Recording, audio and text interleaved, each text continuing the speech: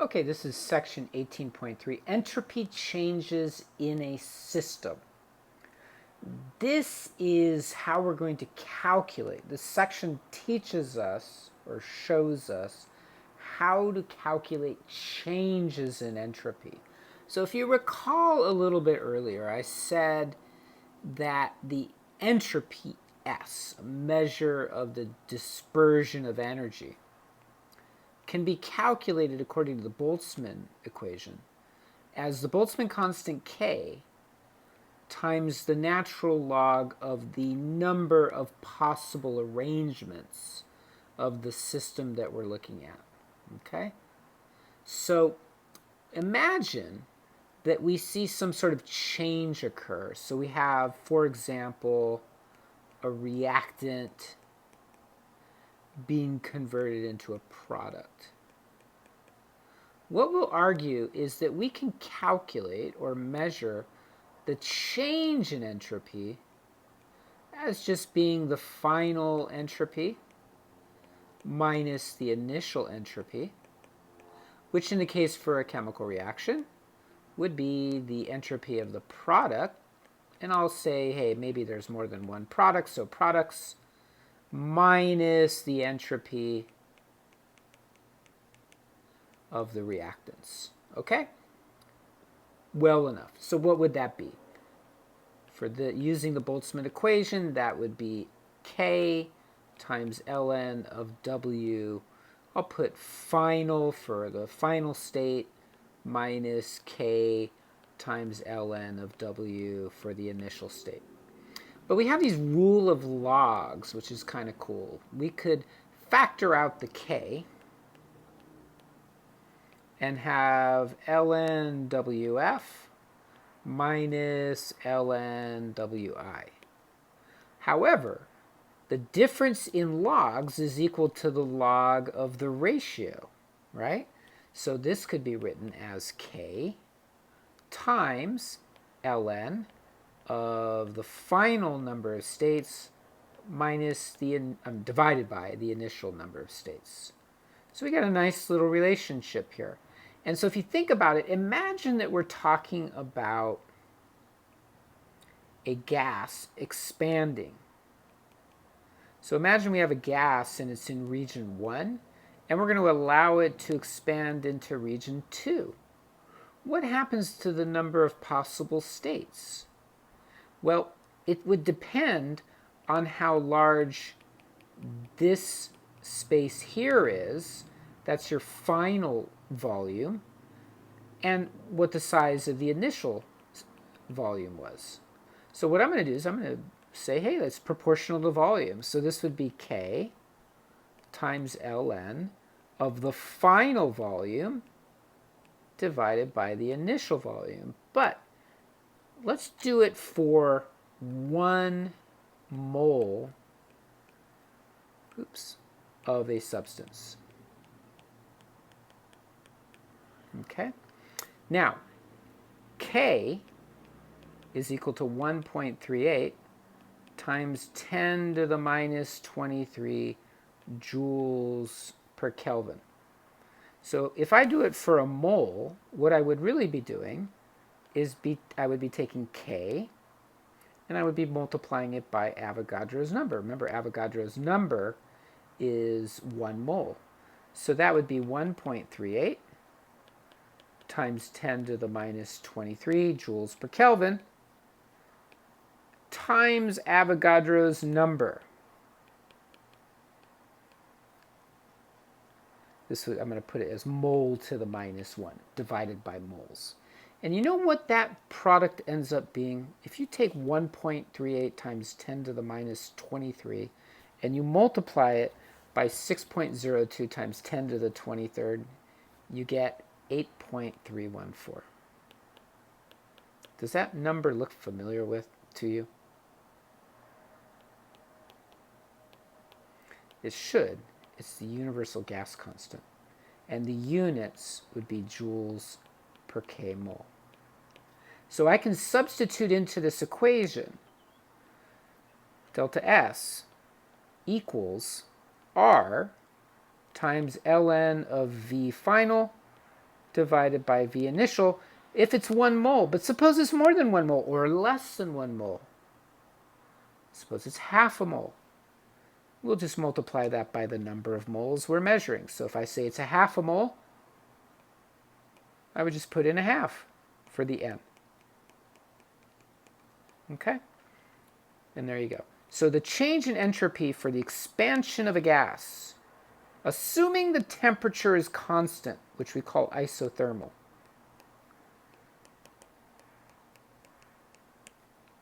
Temperature is constant. Is a very simple relationship.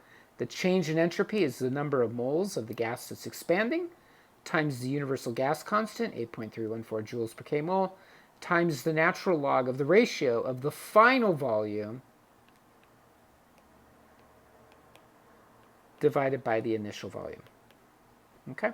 It's a nice little relationship, and there are problems you can look at where you look at that. Now, what I want to move on to in this point is an important issue which is called standard entropy values. And I'm not going to go through, this is one of those times where they don't tell you, we're not going to tell you where these numbers come from, but there's something called standard entropies.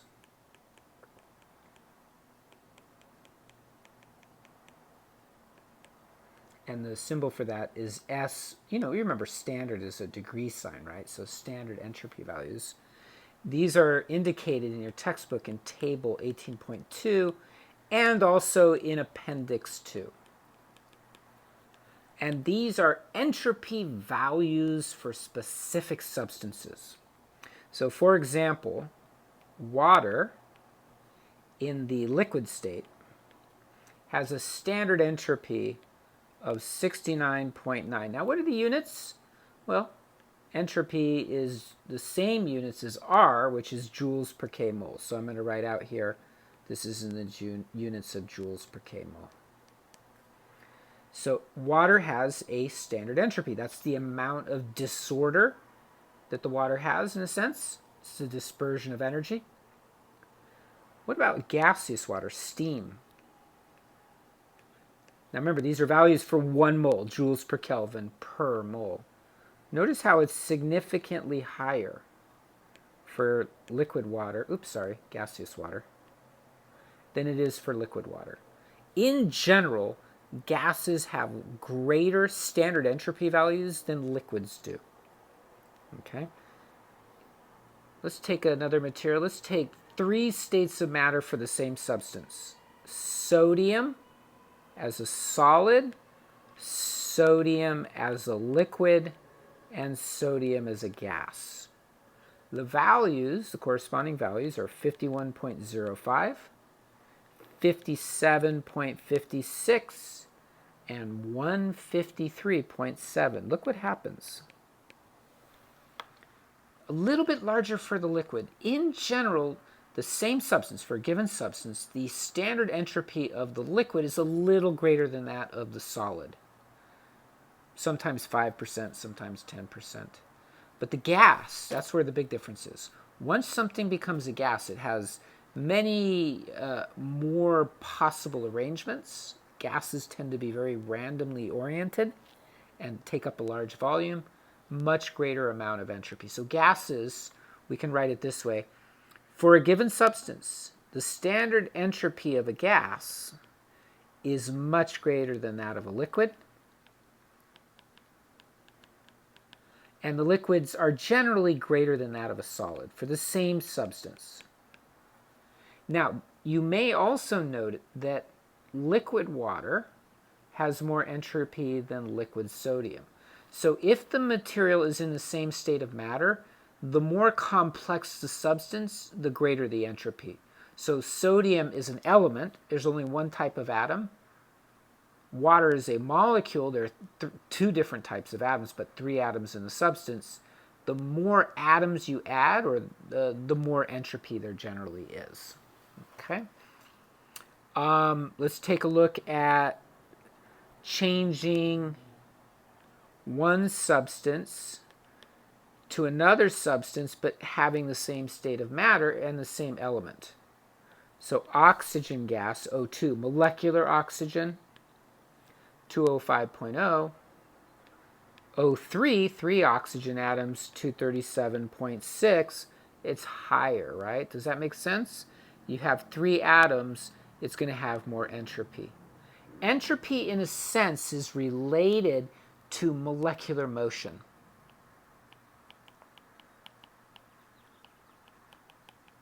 Because molecular motion corresponds to distributions of energy, right? You have this idea of kinetic energy. So molecules can undergo what's called translation, right? And we know there's a kinetic energy associated with that, right? 1/2 mu squared. 1/2 the mass times the speed squared or velocity squared. So there's energy associated with that. So anytime the molecular motion gets greater, increases, there's more kinetic energy. There's also a greater distribution of kinetic energies. So the entropy, the distribution of energies, increases, right? But there's also something called vibrational energy. So a molecule, once it has more than one atom, it now has the possibility of undergoing vibrations, just like springs. So this atom might vibrate in and out, in and out. This one might vibrate in and out. Well, that's called vibrational energy. Or I should say there is a vibrational energy associated with that. So what happens is, as you increase the number of atoms, you open up more and more possibilities for vibrations. And there is also rotational energy. So solids really can't rotate. They're fixed in place. They're stuck together. So there really isn't much in the way of rotational energy. But if you talk about a liquid or a gas, what happens? They can now rotate. They can rotate on their axis. And so there's rotational energy as well. It's a subject of quantum mechanics that you can talk about the rotational and vibrational energies of molecules. But the point is, as a molecule becomes more complex, there are greater variety, a larger number of types of molecular motions that can take place, and they can be calculated, but that will contribute to the amount of distribution of the energy of the molecule, and therefore the standard entropy value. In general, probably the most important thing that we look at in our calculations when it comes to entropy is looking at changes in entropy.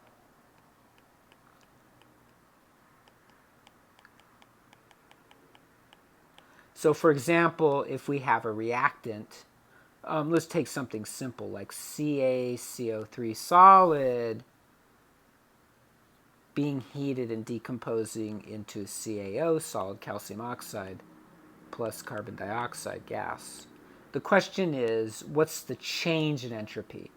Now, the change in entropy would be the final entropy minus the initial entropy.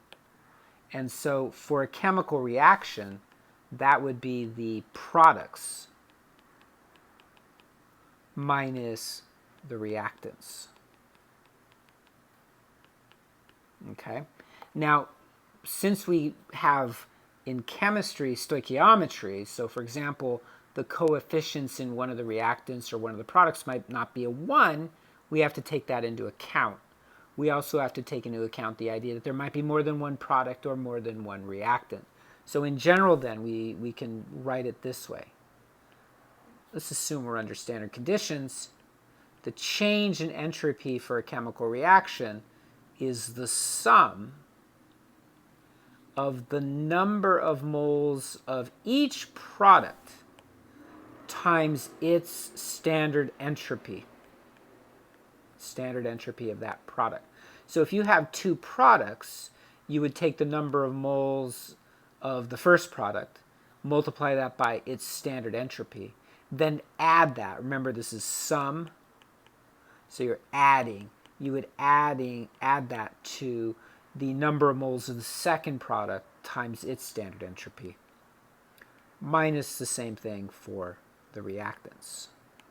R for reactants times the standard entropy of each reactant. Okay? So you can use tables to look these values up. So these are given for many substances in Appendix 2 of your textbook, or you can look on Alex for those values. And the number of moles, these are just the coefficients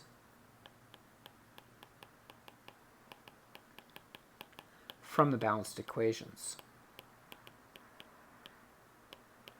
So if you say, hey, wait, what if I balance the equation differently? For example, suppose I put a 2, a 2, and a 2, it's still balanced, right? That would change your value, right? Because now you would be putting in 2's for all of these numbers. So it does depend on how you balance the equation, okay? Now, sometimes it's useful to make predictions that are based qualitatively on a process that you're studying. So for example, suppose we're not really trying to find out whether a process, a chemical process or a physical process, we don't need to know what the absolute change in entropy is. We don't need to calculate it. We just want to know what the change is qualitatively. So we can study that as well for certain cases.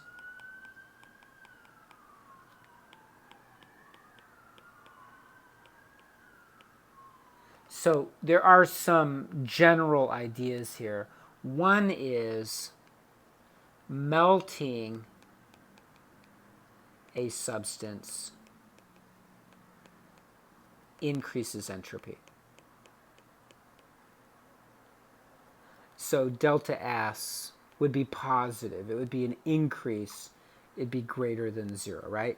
A change that's greater than 0, meaning that you have more entropy at the end than you do at the beginning, right? More random positions once you melt something. Vaporizing or subliming. Subliming is where you go from the solid directly to the gas without going through the liquid phase. This also increases entropy. So delta S would be greater than 0. Okay?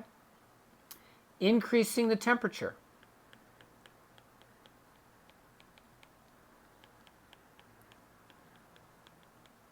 What happens is when you increase the temperature of a substance, you increase the number of possible rotations or vibrations or translations within the substance.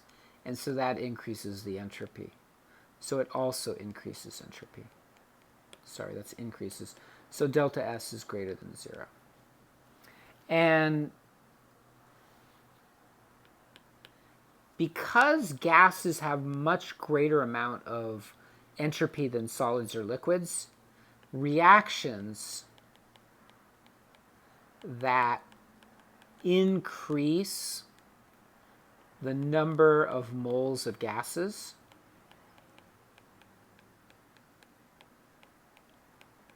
those will increase entropy. And so delta S would be greater than 0. Obviously, the reverse of these would decrease the entropy. So this last one, so for example, if I say, this is a kind of a famous one, N2O4 becomes 2NO2. If you look at this, you have 1 mole of a gas on the reactant side, but on the product side, you have 2 moles of a gas. So the difference is 2 minus 1, so you get 1 mole. That's plus 1 mole. So because you're increasing the number of moles of gas in this process, that would increase the entropy. Okay? And that's owing to the fact that gases tend to have much more entropy than liquids or solids do. Okay? Another issue, dissolving.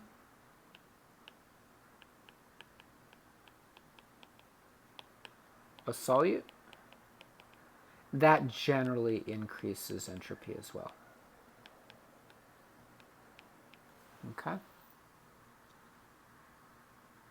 Not always.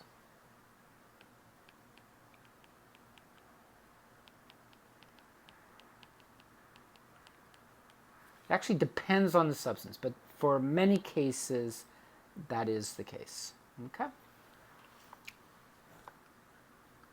The next step will be to look at how we can use changes in entropy to make predictions about spontaneity.